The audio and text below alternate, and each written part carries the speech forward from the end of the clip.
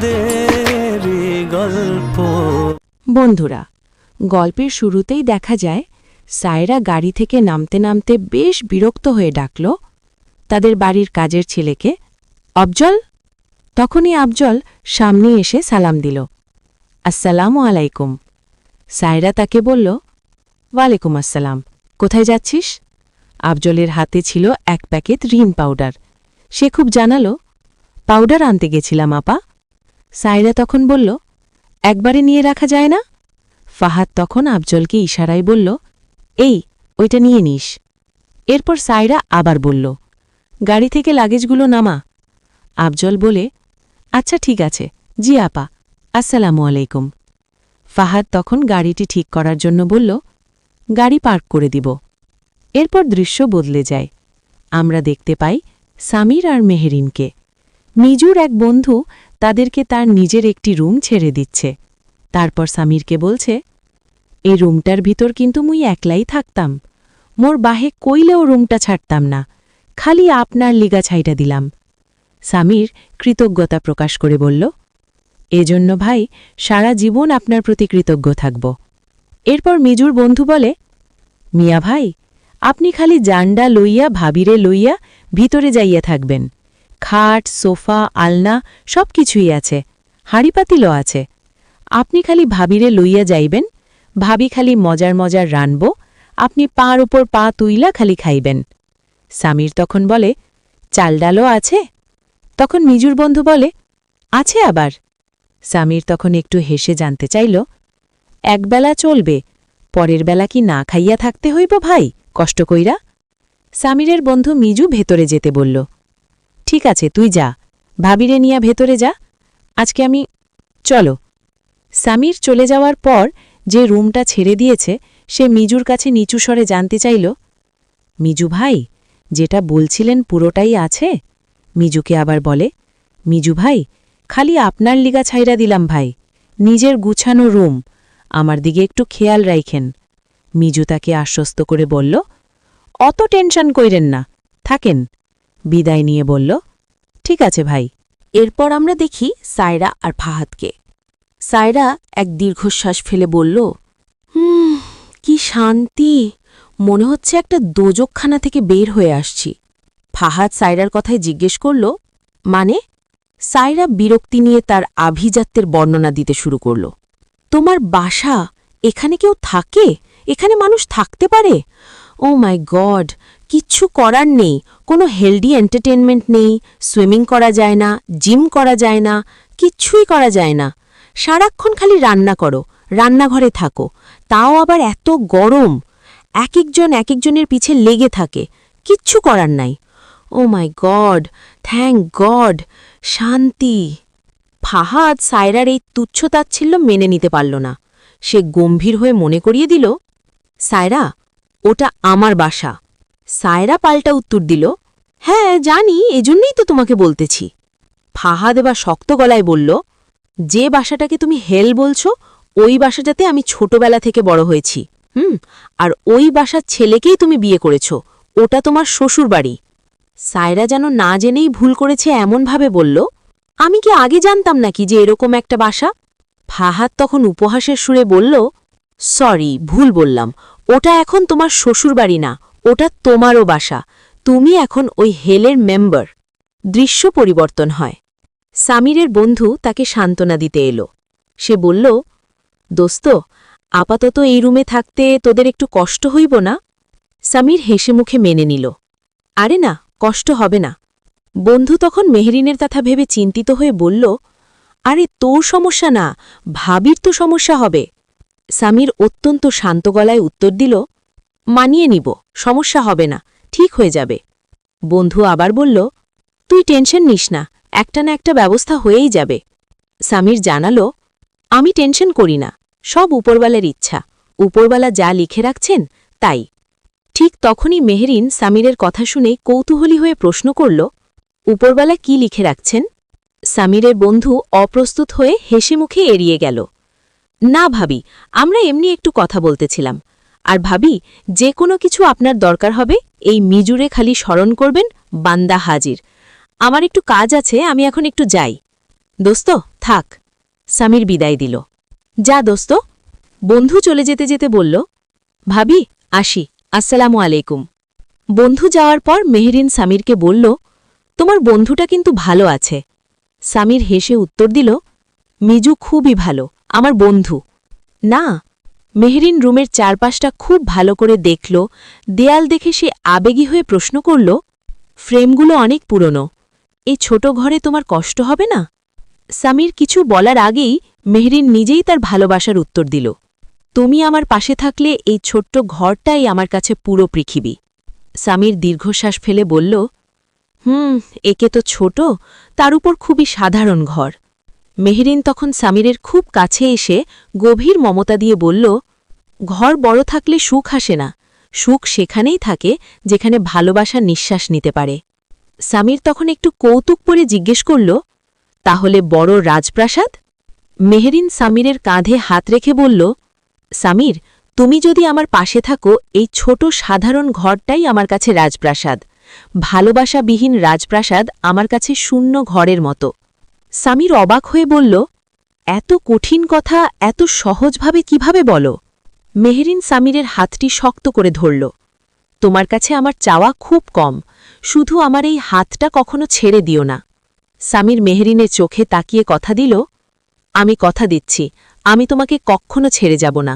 এই ছোট ঘরের মধ্যেই তোমার জন্য আমি আকাশ বানাব। এরপর মেহরিন সামিরের একটি শার্ট নিজের গায়ে পরে হাসি মুখে বলল, শার্টটা কেমন লাগতেছে? সামির প্রশংসার সুরে বলল, আমার শার্টটা কিন্তু খুব মানিয়েছে তোমাকে। মেহরিন বায়না ধরল, তাই? তাহলে এখন থেকে তোমার শার্ট পরব? সামির হাসি মুখে সাই দিল, হ্যাঁ, পরতেই পারো। এরপরের দৃশ্য দেখতে পাই, ফারহানা কল্পনা করছে সামিরকে নিয়ে। ফারহানা, এই তুই জানিস না আমি ঘুম থেকে উঠে চা খাই না? চা খাবা না? তাহলে কি খাও? কফি? আগে ইনকাম করো, তারপর কফি পাবা, আপাতত চাই বরাদ্দ। ফারহানাকে একা কথা বলতে দেখে ফারহানার মামি মানে সামিরের মা সেখানে এলেন। তিনি জিজ্ঞেস করলেন, কিরে ফারহানা, তুই এখানে কি করিস, কি দেখিস? ফারহানা লুকানোর চেষ্টা করল, না মামি, এমনি।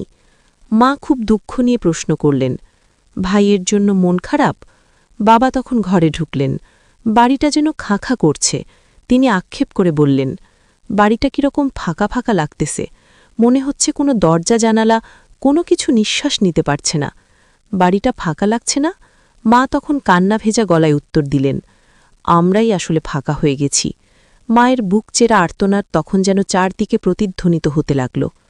আমার ছোট নবাব রাগ করে তার বউকে নিয়ে চলে গেল, আমার রাজপুত্র সোনার টুকরা ছেলে সেও চলে গেল। এমন দিন আসবে কখনো ভাবিনি। বাবা লজ্জিত কণ্ঠে স্বীকার করলেন, আমার রাগটা তো ছিল সাময়িক, কিন্তু এই রাগটা যে এত গভীর হবে বুঝিনি। মা একরাশ আক্ষেপ নিয়ে বললেন, ও ফাদার আব্বা, আমরা কি অনেক বেশি কঠিন হয়ে গিয়েছিলাম, নাকি সময়ের সাথে সাথে আমরা নিজে বদলায় গেছি? বাবা তখন এক গভীর জীবন দর্শনের কথা বললেন, দুটোই। এই বাচ্চাদের বড় করতে গিয়ে আমরা আসলে সব কিছু ভুলে গিয়েছি। তখন সামিরের মা বলল, ফাহাদের আব্বা, আজকে বুঝলাম সংসার চলে নিয়মে, সম্পর্ক না। সম্পর্ক টিকে থাকে ভালোবাসা আর মায়ায়। মা খুব অসহায় হয়ে জিজ্ঞেস করলেন, ওরা কি আর ফিরবে না ফাদার আব্বা? বাবা একটু শান্ত স্বরে উত্তর দিলেন, হয়তো ফিরবে, তবে তার জন্য আমাদের নিজেদের বদলাতে হবে অনেক। এই যে আমরা ক্ষমতা দিয়ে সম্পর্ক বিচার করি, সেটা আমাদের ভুল। সম্পর্ক বিচার করতে হবে ক্ষমা দিয়ে, তাদেরকে ক্ষমা দিয়ে ডাকতে হবে, তবেই হয়তো ফিরবে। এরপর আমরা দেখতে পাই মেহরিনের বাবা মানে সৎ বাবা দুশ্চিন্তা নিয়ে মায়ের কাছে জানতে চাইলেন, মেহরিনের সাথে যোগাযোগ করতে পেরেছিলে? মা নিরুকায় হয়ে বললেন, না, ওর ফোন তো এখনো বন্ধ দেখাচ্ছে। বাবা ব্যাকুল হয়ে বললেন, আমার খুব টেনশন হচ্ছে, নিজের চোখে আমি ওই বাড়িতে যা দেখে আসলাম। তুমি এক কাজ করো, যেভাবে হোক ওর সাথে একটু যোগাযোগ করার চেষ্টা করো। দরকার হলে ও আলাদা বাসা নিক, টাকা পয়সা যা লাগে আমি দেব। আমার মেয়ে খারাপ থাকলে আমি ভালো থাকতে পারি? মা বাবাকে সান্ত্বনা দিয়ে বললেন, মেহরিন কিন্তু আপনাকে খুব ভালোবাসে। তখনই মেহরিনের সেই ক্ষমা চাওয়ার দৃশ্যটি বাবার মনে ভেসে উঠল। মেহরিনের কণ্ঠ, বাবা, আই এম সরি, আমার জন্য আপনাকে সবার সামনে ছোট হতে হল। দৃশ্য পরিবর্তন, ফাহাদের অফিস। তার সহকারী মীরা একটি ফাইল নিয়ে এলো। স্যার, আপনার একটা সাইন লাগবে। ফাহাদ মীরার পারফিউমের গন্ধে মুগ্ধ হয়ে বলল, নাইস পারফিউম। মীরা একটু হেসে উত্তর দিল, থ্যাংক ইউ। ফাহাদ তাকে তোয়াজ করে বলল, ফ্রেশ লাগছে তোমাকে। একটা জিনিস খেয়াল করেছ, তুমি আসার পরে হঠাৎ করে আমার রুমটা কেমন যেন উজ্জ্বল হয়ে গেল। মীরা তখন একটু সাবধান করে দিয়ে রসিকতা করল, স্যার, কথাগুলো একটু সাবধানে বলবেন, কারণ জানেন তো আপনার ওয়াইফের চোখ যে 3টা। ফাহাদ আত্মবিশ্বাসের সাথে বলল, আর সেই 3 নম্বর চোখটা আপাতত কয়েকদিনের বন্ধ রাখার ব্যবস্থা করেছি, টেনশন নাই। মীরা একটু ভয়ে ভয়ে বলল, স্যার, এই কথাগুলো না অফিস পলিটিক্সের চেয়েও বিপজ্জনক। ফাহাদ খুব সাবলীলভাবে জানালো, ভয় নেই, আমি শুধু কথা জানি, লিমিট ক্রস করা আমার স্টাইল না। মীরা তার কথা একমত হল, সেটা অবশ্য ভালো। কথার সৌন্দর্য তখনই প্রকাশ পায় যখন সেটার সাথে রেসপেক্ট থাকে। ফাহাদ প্রসন্ন মনে বলল, সেটাই। ওকে, ফরগেট ইট।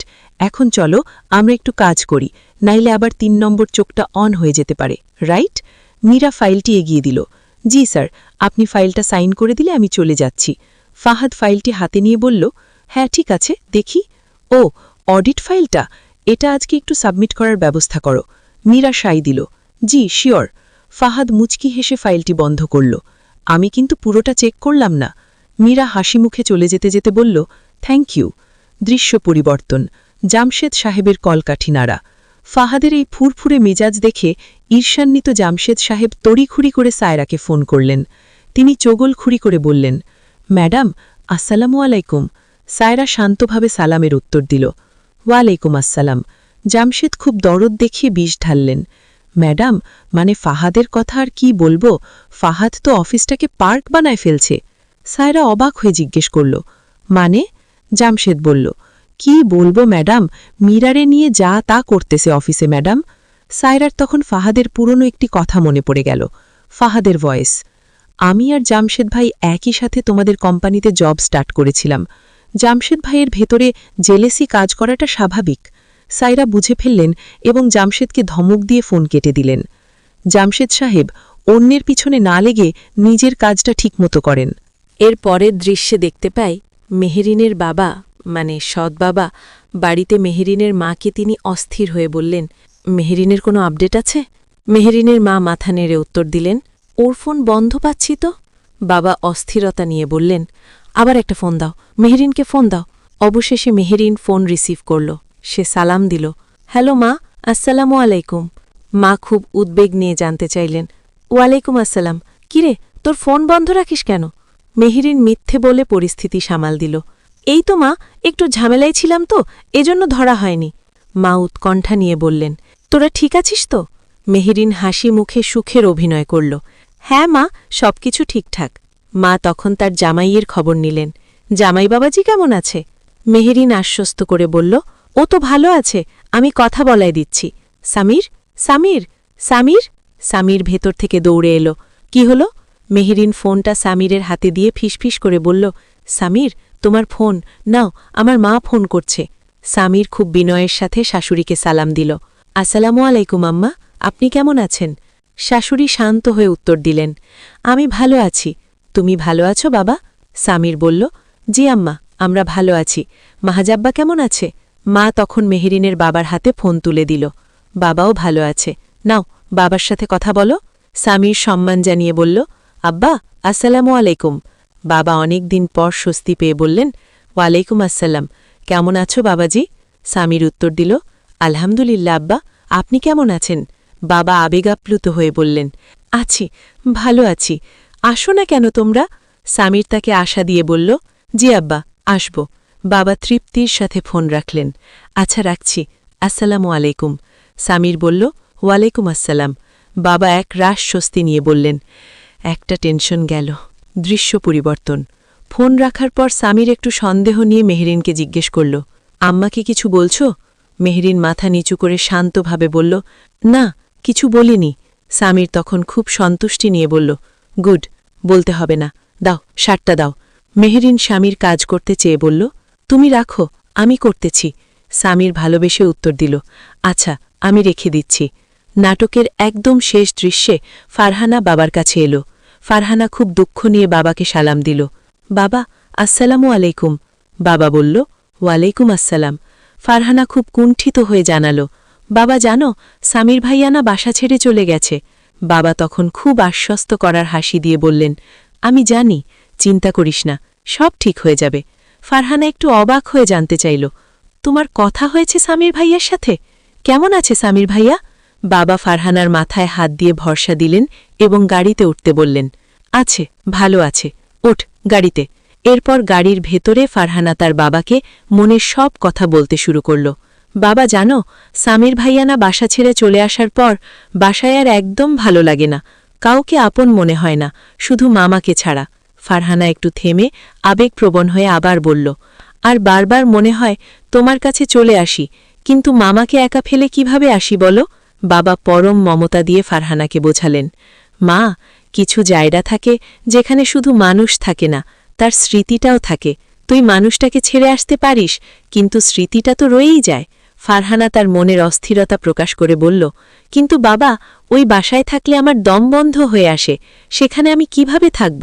আর যতবার ওখান থেকে চলে আসার চেষ্টা করি, মনে হয় কি দায়িত্ব ফেলে চলে এলাম। বাবা এবার এক গভীর জীবনবোধ থেকে উত্তর দিলেন, দায়িত্ব মানে শুধু এক জায়গায় থাকা না, দায়িত্ব মানে নিজেকে শেষ না করে ফেলা। যেখানে তোর দম বন্ধ হয়ে আসে, সেখানে বেশি দিন থাকলে মানুষ নিজেকে নিজেই হারিয়ে ফেলে।